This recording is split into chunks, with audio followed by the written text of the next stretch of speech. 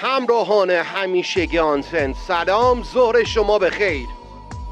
از این لحظه میریم به ورزشگاه مملو از تماشاگر جام جهانی سئول واقع در شهر سئول پایتخت کره جنوبی تا شاهد تقابل دوستانه بین باشگاه بارسلونا و اف سئول کره جنوبی باش.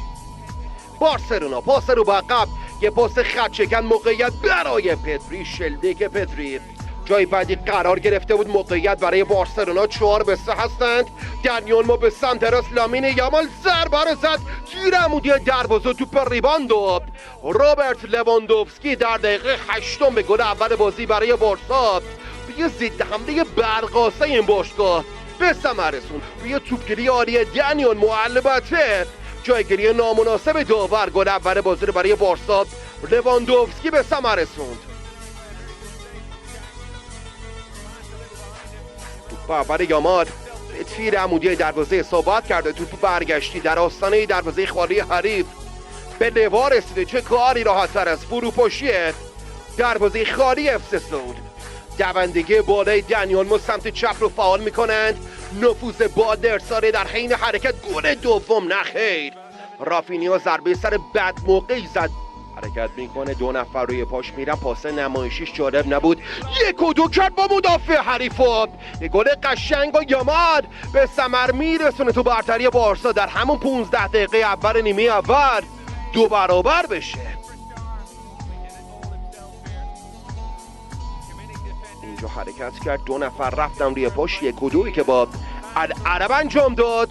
توپ بعد از برخورد به دست کانگ رفت و گوشه دروازه حریف قرار گرفت. برتری تیم هانسی فلیک خیلی زود به 2-0 تبدیل بشه.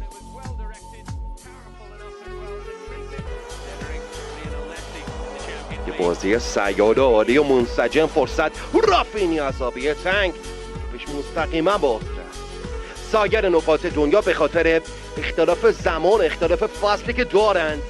بازی قبلی در مقابل ویسل کوبه عملکرد جالبی نداشت، ولی در این بازی خیلی خوب داره کار میکنه. یامال پاس نرم و بلند لواندوفسکی، توپ روی هوا در اختیار میگیره کانگ. بازیکن اف سئول قرار داره یه پاس محکم به سمت راست، دوندگی بالای جونگ، ارسالی که انجام داد خطرناک بود و کسی نبود این پاس قشنگ رو ببره. توپ در اختیار یامال قرار گرفته، خیلی مکس کرد، توپ از دست داد. یه گل قشنگ، یه گل فوق العاده برای اف سئول که چوب به ثمر میرسونه. بعد انگشت تام به سوی یامال نشانه خواهد رفت. این توپ اول بود، خطرناک کار